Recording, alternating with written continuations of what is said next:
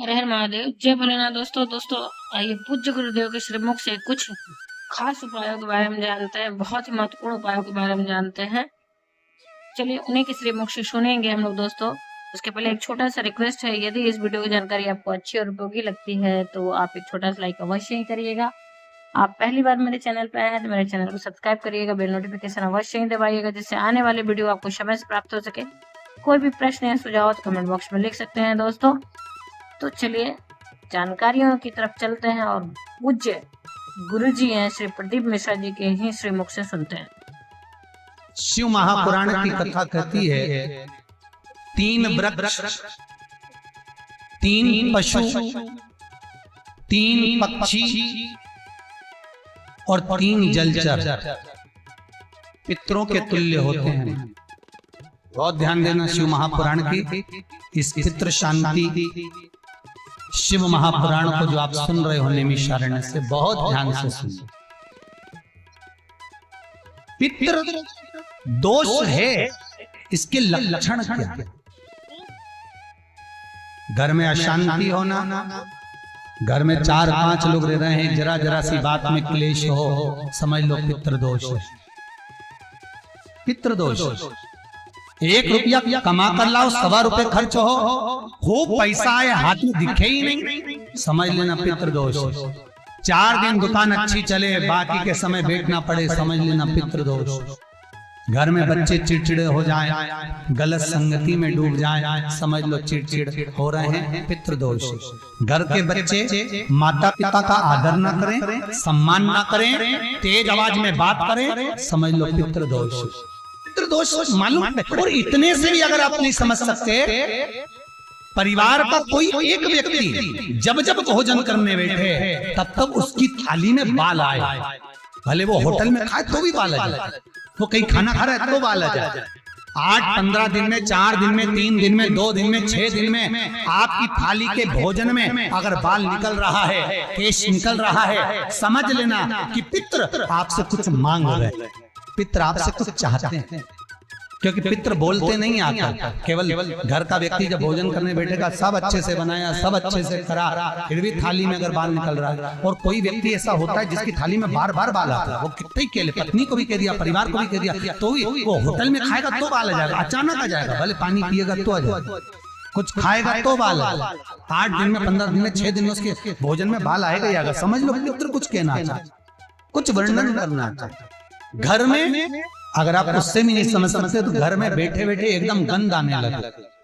8 दिन में, 4 दिन में, 6 दिन में, ना जाने कौन सी गंध की बदबू सी आ रही, कोई गंध आ रही, कोई सुगंध सी आ रही, कोई गंध सी आ रही, समझ लो पितृ की छाया पड़ रही है, पितृ कुछ मांग रहा है।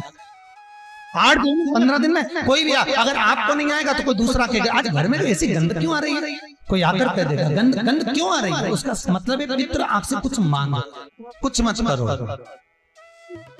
अगर ज्यादा लगता है कि हमारे घर में पितृदोष है, पैसे नहीं आ रहे, लक्ष्मी नहीं दिख रही, पीपल के पत्ते पर श्राद्ध पक्ष की एकादशी के दिन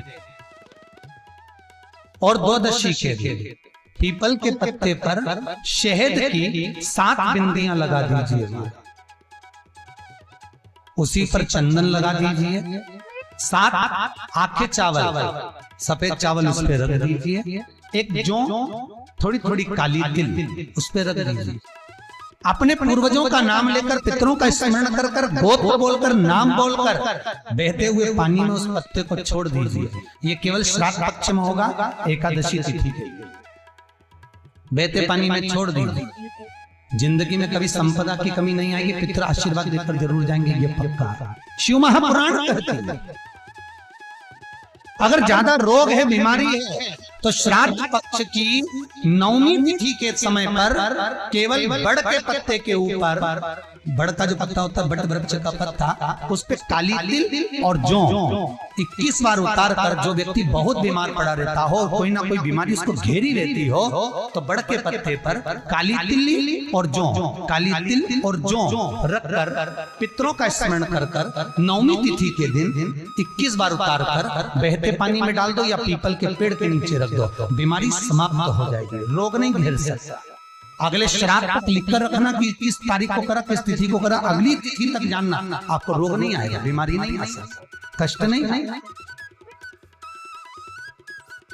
शिव महापुराण का भगवान शिव आनंद की राशि। तो 3 वृक्ष, 3 पशु, 3 पक्षी और 3 जलचर ऐसे हैं जिनको पितृ माना। तो 3 वृक्ष कौन कौन से हैं? शास्त्र कहता है पहला पीपल, दूसरा बरगद बड़ और तीसरा बेलपत्र। इन 3 वृक्ष के नीचे श्राद्ध पक्ष में पितरों का निवास हो जाता है।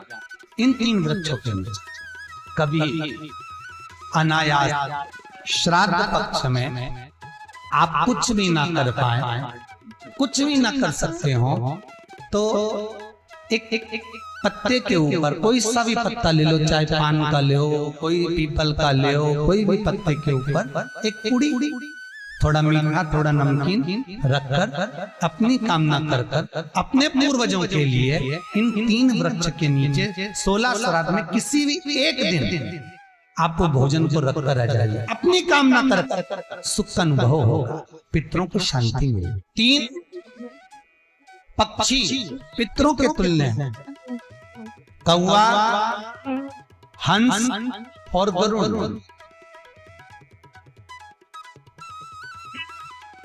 एक कौवा और एक श्वान कुत्ता, ये 2 ऐसे होते हैं जिनको 20 मिनट पहले, आधे घंटे पहले, 1 दिन पहले, 24 घंटे पहले, 48 घंटे पहले क्या होने वाला होता है कौवे को और श्वान को भान हो जाता है।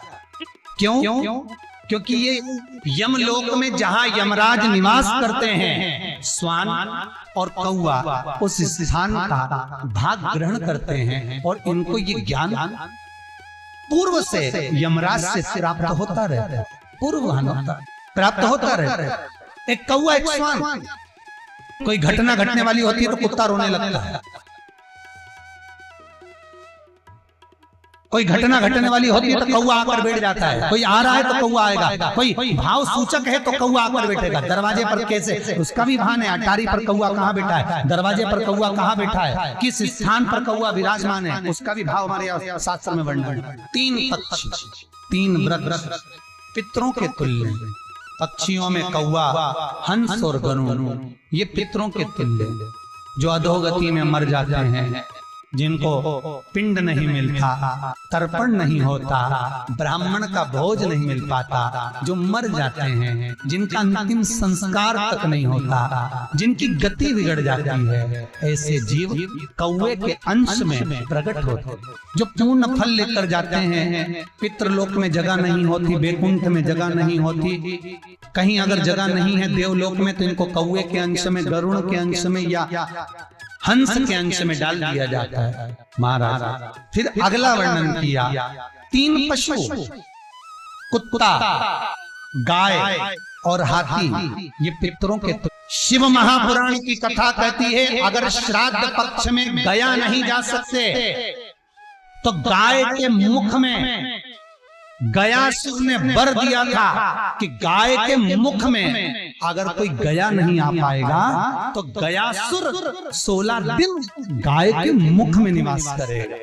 और गाय के मुख में श्राद्ध के समय पर अगर कोई रोटी देगा, श्राद्ध के समय पर जो भाग देगा उसको गया जी में पिंड करने का पुण्य फल प्राप्त होगा। ये गयासुर का वर गौ माता के लिए। तो गाय के मुख में 16 दिन तक गया क्षेत्र का पिंड का भाग प्राप्त होगा। कुत्ता, गाय और हाथ। श्वान को रोटी क्यों देते हैं? क्योंकि श्वान पितरों को अपना भाग प्रदान कर देता है। श्वान भक्ता नहीं है, चुका दे। फिर 3 जलचर है महाराज जो पितरों के तुल्य हैं, मछली, कछुआ और नाग। पिंड जो बनाया जाता है वो पानी में दिया जाता है, मछली जिसको पाती है वो पितरों को प्राप्त होता है। दोस्तों उम्मीद करते हैं इस जानकारी अच्छी और उपयोगी लगी होगी। अगर अच्छी और उपयोगी लगी तो एक छोटा सा लाइक अवश्य करिए आप पहली बार मेरे चैनल पे आए तो मेरे चैनल को सब्सक्राइब करिए, बेल नोटिफिकेशन अवश्य दबाइए, जिससे आने वाली वीडियो आपको समय से प्राप्त हो सके। कोई भी प्रश्न या सुझाव कमेंट बॉक्स में लिख सकते हैं दोस्तों। फिर मिलते हैं एक नई जानकारी के साथ नई वीडियो में, तब तक के लिए हर हर महादेव, जय भोलेनाथ दोस्तों। धन्यवाद दोस्तों।